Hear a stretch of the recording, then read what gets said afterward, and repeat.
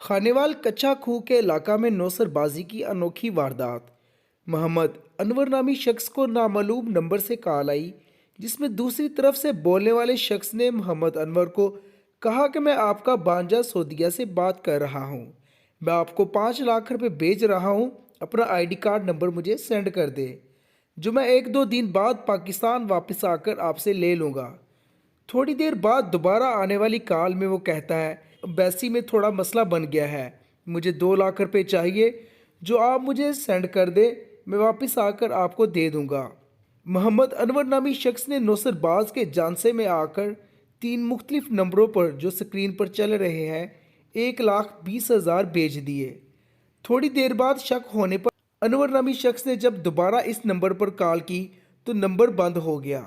इसी तरह की वारदात अक्सर देखने में आ रही है, जहां नौसरबाज इनको बेवकूफ़ बनाकर इनकी मेहनत मशक्क़त की कमाई लूट जाते हैं।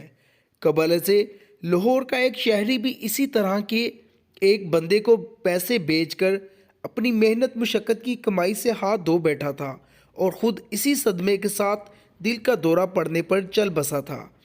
तहकीकाती अदारों को चाहिए कि इन नंबरों पर जल्द अज जल्द कार्रवाई करे ताकि इनको गिरफ्तार किया जा सके और मज़ीद लोगों को इन नौसरबाजों के झांसे से बचाया जा सके।